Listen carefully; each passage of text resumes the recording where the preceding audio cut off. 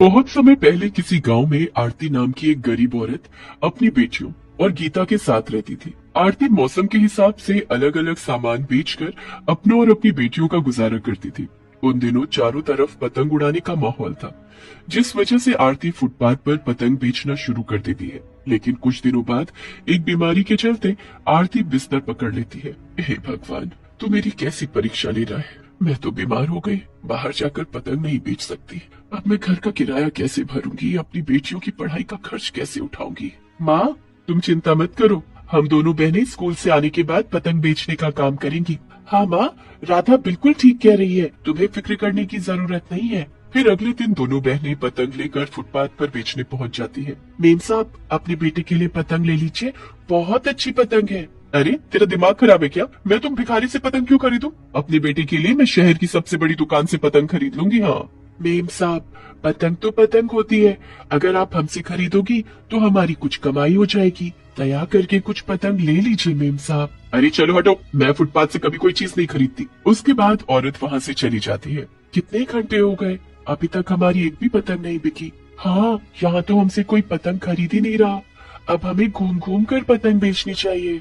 उसके बाद वो दोनों बहनें रास्ते पर चलते हुए लोगों को आवाज देकर पतंग बेचने लगती है। काफी देर चलने के बाद उन दोनों को प्यास लगती है। तभी वो दोनों एक सरकारी नल में पानी पीने पहुंच जाती है। दोनों नल में पानी पी रही थी कि तभी एक कुत्ता उन दोनों की सारी पतंग लेकर भागने लगता है। अरे ठहर जा, हमारी पतंग लेकर कहाँ जा रहा है? दोनों बहनें उस कुत्ते का पीछा करने लगती है, लेकिन तभी कुत्ता अपने मुंह में पकड़ी हुई सारी पतंग सड़क पर बिखेर देता है। दोनों बहनें पतंगे उठाने के लिए सड़क की ओर दौड़ पड़ती है, लेकिन तभी एक मोटर कार उन दोनों को टक्कर मारकर निकल जाती है। दोनों बहनें घायल होकर वहीं सड़क पर गिर पड़ती है।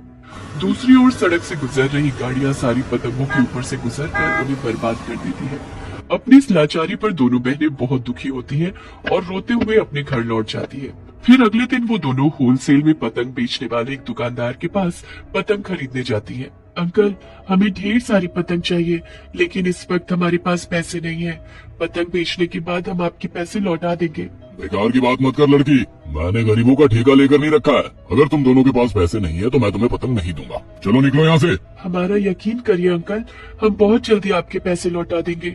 हमारे घर में बहुत परेशानी है, दया करके हमारी मदद करिए। ठीक है, मैं तुम्हें पतंग देने को तैयार हूँ, लेकिन हाँ, पतंग की कीमत के साथ साथ मुनाफे में आधे पैसे मुझे देने होंगे, तभी मैं तुम्हें पतंग दूंगा। दुकानदार का लालच देख दोनों बहनों को बहुत गुस्सा आता है, लेकिन उनके सामने कोई और रास्ता नहीं था, इसलिए वो दोनों दुकानदार की बात मान लेती हैं। फिर दोनों बहनें दुकानदार से पतंग खरीद कर बेचने फुटपाथ पर पहुंच जाती है।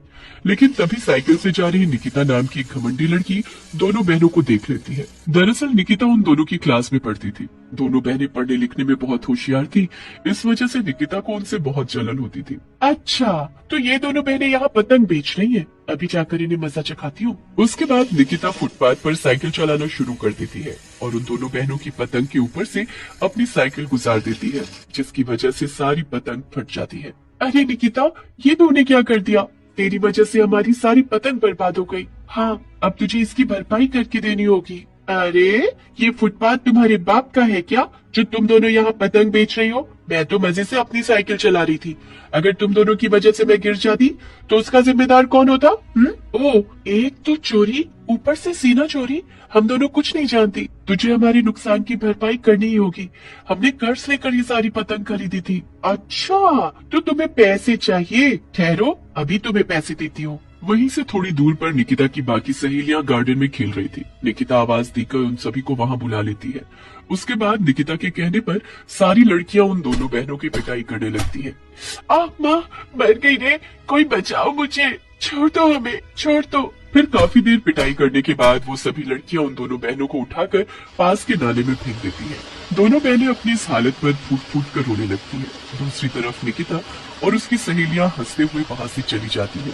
फिर अगले दिन वो दुकान वाला दोनों बहनों के घर अपने पैसे मांगने पहुंच जाता है। दोनों बहनें दुकान वाले को अपने साथ घटी सारी घटना बता देती है, लेकिन उस लालची दुकान वाले को उन दोनों पर जरा भी तरस नहीं आता। मैं कुछ नहीं जानता, मुझे अभी के अभी मेरे पैसे चाहिए, वरना ठीक नहीं होगा। सेठ जी, हमारी गरीबी देखते हुए हमें कुछ दिनों की मोहलत दे दीजिए, आपको आपके पैसे मिल जाएंगे। देखो, मैं लोगों से इस तरह के बहाने रोज सुनता हूँ। ये सब देखा तो व्यापार नहीं कर पाऊंगा। उसके बाद वो लालची दुकानदार उनके घर से ढेर सारा सामान उठाकर अपने टेम्पो में भर देता है।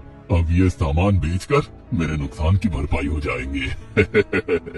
इस तरह वो लालची दुकानदार सामान लेकर वहाँ से चला जाता है। दूसरी तरफ आरती और उसकी बेटियां कुछ नहीं कर पाती। फिर अगले दिन वो दोनों काम ढूंढने बाजार में घूम रही थी।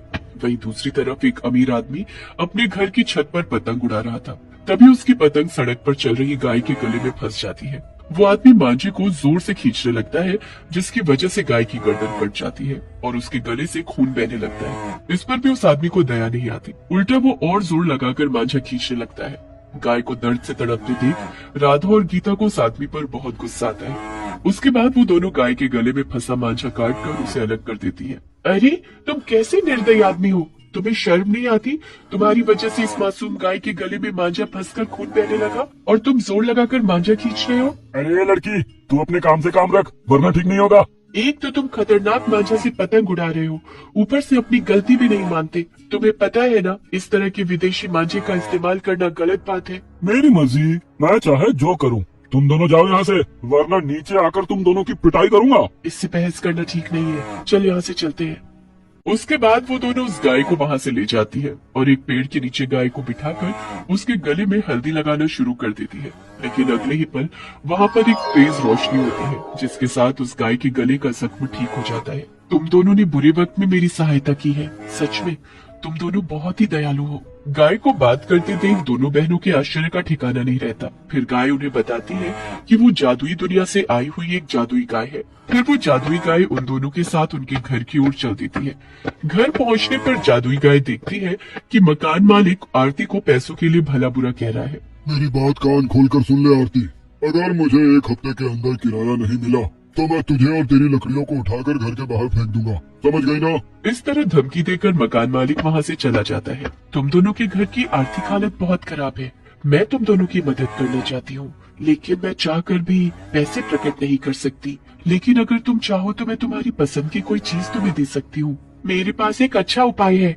कल हमारे इलाके में पतंग उड़ाने की प्रतियोगिता होने वाली है। अगर हमें एक विशाल पतंग मिल जाए तो हम दोनों आराम से उस प्रतियोगिता में जीत सकती हैं। हाँ, इस मामले में मैं तुम्हारी मदद कर सकती हूँ। फिर गाय के कहने पर दोनों बहनें ढेर सारे आम के पत्ते तोड़कर उसके सामने रख देती है। अगले ही पल जादुई गाय अपनी आंखों से एक चमकदार रोशनी छोड़ना शुरू कर देती है।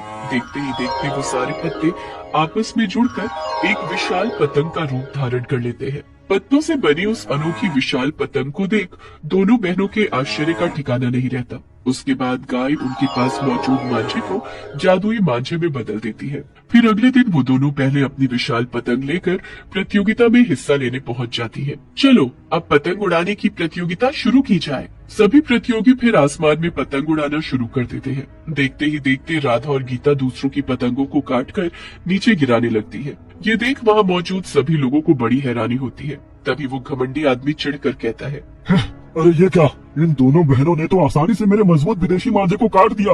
आखिर इनके मांझे में ऐसी क्या खास बात है? तभी राधा अपनी जादुई पतंग को उस घमंडी आदमी की ओर मोड़ देती है। अगले ही पल वो आदमी पतंग के साथ चिपककर हवा में उड़ने लगता है। अरे बचाओ बचाओ, कोई बचाओ!